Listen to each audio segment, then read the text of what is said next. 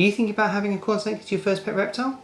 You may be wondering whether they make great pets. In this video we're going through the pros and cons of keeping corn snakes, and stick around to the last part because it's the least talked about aspect of keeping corn snakes. I'm David, this is Marlin, welcome to DJL Exotics.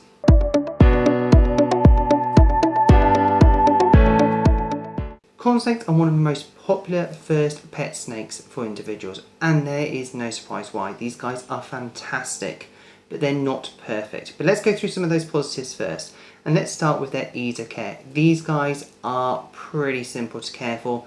They are very tolerable of beginner mistakes. They are absolutely easy to set up. It doesn't take too much. It's not specialist equipment that you need. It is really the enclosure, 2 highs, a water bowl, the good heat source, and any kind of the substrate and decorations that you really want. These guys aren't that difficult. You can add in a mist box if you like to, but you don't necessarily need it. These guys are absolutely fantastic. Now, one of the things to consider with the care is that just because they're simple is that you shouldn't do your research. Please remember to always get care guides, books on how to look after corn snakes, and watch as many YouTube videos as possible. We do have quite a lot of corn snake YouTube videos about their care and solving some of the common issues that these guys have. The next point is their temperament. These guys are as easy as it comes. They generally like the handling experience. It gives them a chance to exercise more, explore. It kind of fits a lot of their psychological needs, much like exploring around their enclosure. They are generally quite calm and placid. They're very good with children and those who are more nervous of snakes as well. So they do quite well as a way to introduce people who maybe have a little bit of nervousness around snakes. These guys are absolutely great at being an introduction. We have Twinkle here, who will sit on your wrist and actually just wait until you calm down. If you're nervous and your heartbeat goes up a little bit, she sits there and she waits for it to calm down. She's a fantastic, and a lot of her babies actually maintain that kind of calm, tranquil and considerate personality. She is really absolutely fantastic. Marlin here is going to be one of our males, part of the exhibition team, and he's really nice and calm, likes to chill out, and he's already starting to be used because he's a fantastic small baby, so very, very good for young children to kind of see how small they can start off with, but also see his stunning colours. He's almost pure white. Feeding corn snakes is probably very, very easy for most people. These guys don't really reject food. They have to be in a particularly bad mood, such as in a really late stage of shedding, so just before they're going to shed, or they're going to lay eggs, which most people won't have. That's normally a breeder problem. But these guys tend to eat and will probably eat more than what they really should do. We've got Gumball, who would pretty much eat 2-3 mice if we allowed him. He is always asking for food, but he's also really good at the kind of handling as well, so he knows the difference between it. But when there's food around, he will go for it. He likes to do nesting, he will take from the tongs, he will drop feed. These guys don't really stop feeding, it's just in their nature. Not only that, but these guys, because of their natural wild diet, which can be anything from mice and rats on the floor to other snakes and rodents, but also birds and eggs, these guys do accept a wide range of prey items. So if your shop, say, runs out of mice, small rats, these guys will readily take those. If they're out of both of those for some strange reason, but they've got chicks, these guys again will take those. So there is no fear of your corn snake actually running out of food, because there will always be an option for them. And I'm pretty sure that they'll probably take reptilinks and other pre-prepared meals. I'm not a particularly big fan of that, because I think that removes part of the natural behaviour from them. It's a bit like giving them a sausage, and I'm not a big fan of that, though.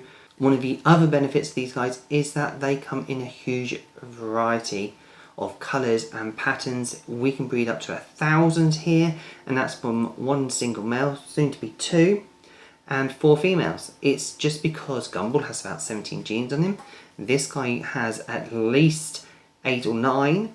The females have about 6 in them each, and the various combinations allow for everything from a normal up to a completely white individual like this one, but also butter stripes, stripes, tesseras, and amels, aneries, snows, everything in between. And all those different combinations really do make a huge difference, and that means that you can actually find a snake that you really like the look of, as well as one that interacts with you. Remember that these guys do have personalities, and sometimes they will actually choose their owners, much like we say with leopard geckos, is that sometimes they just have a preference to people.